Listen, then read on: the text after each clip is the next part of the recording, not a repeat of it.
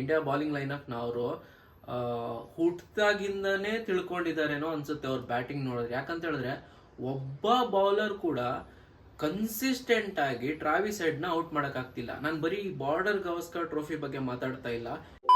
Hi hello ನಮಸ್ಕಾರ, welcome back to ಪುತ್ತು ಚೋನು channel. ಎಲ್ಲರೂ ಹೆಂಗಿದ್ರ? Super ಆಗಿದ್ದೀರಾ ಅನ್ಕೊಂತೀನಿ. ಇನ್ನೊಂದು ವಿಡಿಯೋಗೆ ಸ್ವಾಗತ. ಇದು ಯಾವುದು ಅಂತ ಡಿಸ್ಕಸ್ ಮಾಡೋಣ. ಅದಕ್ಕಿಂತ ಮುಂಚೆ ನೀವೇನಾದ್ರೂ ನಮ್ಮ ಚಾನಲ್ಗೆ ಹೊಸಬರಾಗಿದ್ರೆ ದಯವಿಟ್ಟು ಹೋಗಿ ಸಬ್ಸ್ಕ್ರೈಬ್ ಮಾಡ್ಕೊಳ್ಳಿ.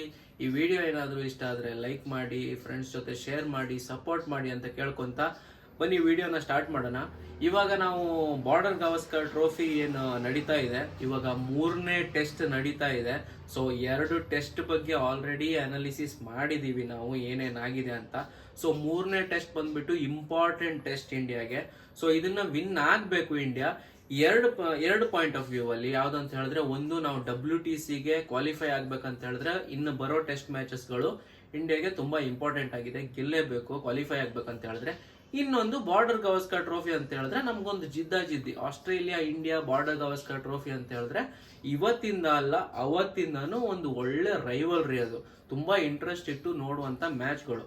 ಸದ್ಯಕ್ಕೆ ಇವತ್ತು ಡೇ 2 ನಡೀತಾ ಇದೆ. ಸೊ ಟೆಸ್ಟ್ ನಿನ್ನೆ ಡೇ 1 ಮಳೆಯಿಂದಾಗಿ ಟೆಸ್ಟ್ ಆಲ್ಮೋಸ್ಟ್ ಫಸ್ಟ್ ಡೇ ರದ್ದಾಯ್ತು ಅಂತ ಹೇಳ್ಬೋದು. ಜಸ್ಟ್ 29-30 ರನ್ಸ್ ಅಷ್ಟೇ ಸ್ಕೋರ್ ಮಾಡಿದ್ದು. ಅದಾದ್ಮೇಲೆ ಮಳೆ ಮತ್ತೆ ಆಡಕ್ಕೆ ಕೊಟ್ಟಿಲ್ಲ. ಸೊ ಇದ್ರಲ್ಲಿ ಏನಾಗಿದೆ, ಯಾರು ಬ್ಯಾಟಿಂಗ್ ಎಲ್ಲ ಮಾಡಿದ್ದಾರೆ ಅಂತ ಕೇಳಿದ್ರೆ ಆಸ್ಟ್ರೇಲಿಯಾದವರು ಫಸ್ಟ್ ಬ್ಯಾಟಿಂಗ್ ಮಾಡ್ತಾ ಇದ್ದಾರೆ. ಸೊ ಅವ್ರದ್ದು 1 ವಿಕೆಟ್ ಕಳ್ಕೊಂಡಿರ್ಲಿಲ್ಲ ನಿನ್ನೆಗೆ. ಬಟ್ ಇವತ್ತು ಸೆಕೆಂಡ್ ಡೇ ಟೆಸ್ಟ್ ನಡೀತಾ ಇದೆ.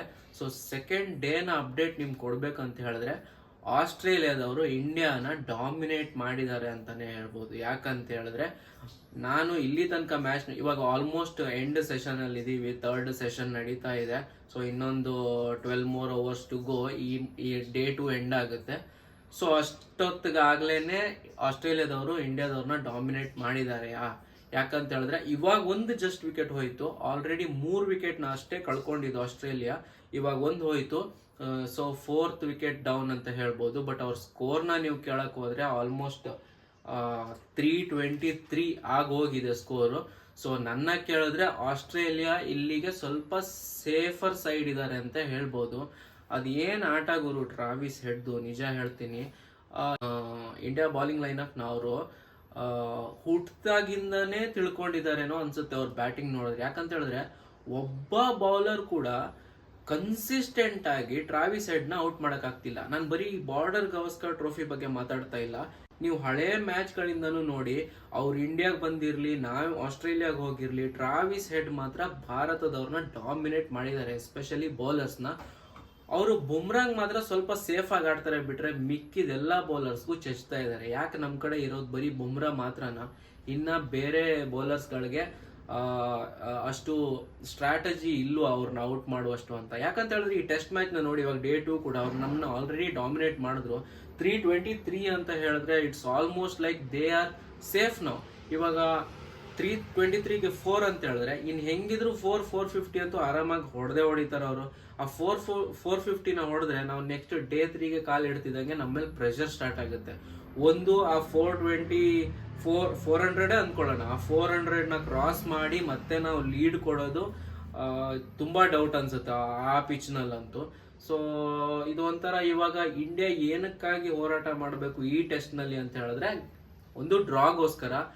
ವಿನ್ನಿಂಗ್ ಚಾನ್ಸಸ್ ತುಂಬಾ ಕಡಿಮೆ ಆಗ್ತಾ ಇದೆ ಪರ್ಸೆಂಟೇಜ್ ನೋಡಕ್ ಹೋದ್ರೆ ನಿಮ್ಗೆ. ಯಾಕಂತ ಹೇಳಿದ್ರೆ ಇವಾಗ ನೀವು 400 ಅವ್ರು ಹೊಡೆದ್ರು, ನಾವು 400 ಹೊಡೆದು ಅದನ್ನ ಮತ್ತೆ ಲೀಡ್ ಕೊಡಕ್ಕೆ ಕೊಟ್ವಿನೂ ಅನ್ಕೊಳ್ಳೋಣ. ನಾವೊಂದು ಆಗಲ್ಲ, 600-700 ಹೊಡೆದ್ವಿ, 300 ರನ್ ಲೀಡ್ ಇಟ್ಕೊಂಡ್ವಿ.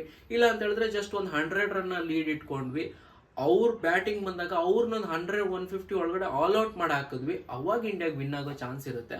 ಬಟ್ ಇವ್ರು ಫಸ್ಟ್ ಇನ್ನಿಂಗ್ಸ್ ಈ ತರ ಆಡ್ತಿರೋದು ನೋಡ್ತಿದ್ರೆ ಐ ಡೌಟ್ ಈ ತರ ಆಗೋದು ಆ ಪಿಚ್ ನಲ್ಲಿ ಅಂತ. ಬಿಕಾಸ್ ಮೋರ್ ಓವರ್ ಇದು ಬ್ಯಾಟಿಂಗ್ ಪಿಚ್ ಅನಿಸ್ತಾ ಇದೆ.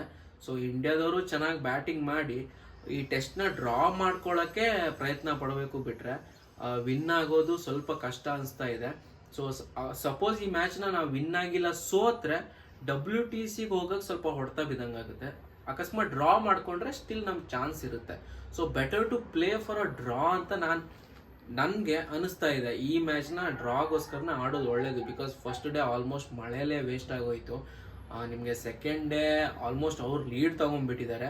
ಅವ್ರದ್ದು ಬ್ಯಾಟಿಂಗ್ನ ನಿಜವಾಗ್ಲೂ ಕಾಂಪ್ಲಿಮೆಂಟ್ ಮಾಡಲೇಬೇಕು. ಯಾಕಂತ ಹೇಳಿದ್ರೆ ಸ್ಟೀವ್ ಸ್ಮಿತ್ ಮತ್ತು ಟ್ರಾವಿಸ್ ಹೆಡ್ ಆಡಿರೋ ಪಾರ್ಟ್ನರ್ಶಿಪ್ ಸೂಪರ್ ಆಗಿತ್ತು. ಯಾಕಂತ ಹೇಳಿದ್ರೆ ಸ್ಟೀವ್ ಸ್ಮಿತ್ 100 ಹೊಡೆದ್ರು, ಜಸ್ಟ್ ಮಾತ್ರ ಔಟ್ ಆದರು. ಟ್ರಾವಿಸ್ ಹೆಡ್ ಆಲ್ಮೋಸ್ಟ್ 150 ರೀಚ್ ಆಗ್ತಾರೆ, ಹತ್ರನೇ ಇದ್ದಾರೆ ಅವರು. ಸೊ 149 ಆಡ್ತಾ ಇದ್ರು. So it's a great batting line up they have. ಅದರಲ್ಲೂ ಲಬೂಷನ್ನೆಲ್ಲ ಔಟ್ ಮಾಡ್ಕೊಂಡಿದ್ದು ದೊಡ್ಡ ವಿಷಯ. ಒಳ್ಳೆ ಬ್ಯಾಟ್ಸ್ಮನ್ಗಳವರು. ಸೊ ಈ ಥರ ಇದೆ ಸದ್ಯಕ್ಕೆ ಸ್ಟೇಟಸ್ ಮ್ಯಾಚ್ದು. ಸೊ ನಿಮ್ಗೇನು ಅನಿಸುತ್ತೆ? ನಿಮ್ಗೇನಾದರೂ ಹೇಳೋಕ್ಕಿದ್ರೆ ಕಾಮೆಂಟಲ್ಲಿ ತಿಳಿಸಿ.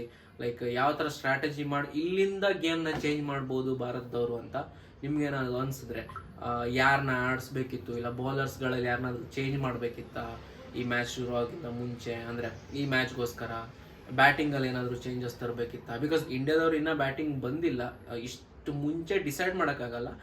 ಬಟ್ ನಾವೇನಾದರೂ ಗೇಮ್ ಪ್ಲ್ಯಾನ್ನ ಚೇಂಜ್ ಮಾಡಬೇಕಿತ್ತ ಈ ಟೆಸ್ಟ್ಗೆ ಅಂತ ನಿಮ್ಗೇನಾದರೂ ಅನ್ಸಿದ್ರೆ ಕಾಮೆಂಟಲ್ಲಿ ತಿಳಿಸಿ. ನೋಡೋಣ ಈ ಮ್ಯಾಚ್ ಏನಾಗುತ್ತೆ ಅಂತ. ವಿನ್ ಆದರೆ ಒಳ್ಳೇದು, ಡ್ರಾ ಆದ್ರೂ ಓಕೆ, ಬಟ್ ಸೋಲ್ಬಾರ್ದು. ಸೊ ನೋಡೋಣ ಭಾರತದವ್ರು ಹೆಂಗೆ ಪರ್ಫಾರ್ಮೆನ್ಸ್ ಕೊಡ್ತಾರೆ ಅಂತ. ಸೊ ಇದು ಈ ಮ್ಯಾಚಿನ ಅಪ್ಡೇಟ್ ಆಗಿತ್ತು. ಈ ಮ್ಯಾಚ್ ಮುಗಿದ ಮೇಲೆ ಇನ್ನೊಂದು ವಿಡಿಯೋ ಜೊತೆ ಬರ್ತೀನಿ, ಏನಾಯಿತು ಏನು ಕತೆ ಅಂತ. ಸೊ ಅಲ್ಲಿ ತನಕ ವೇಟ್ ಮಾಡಿ.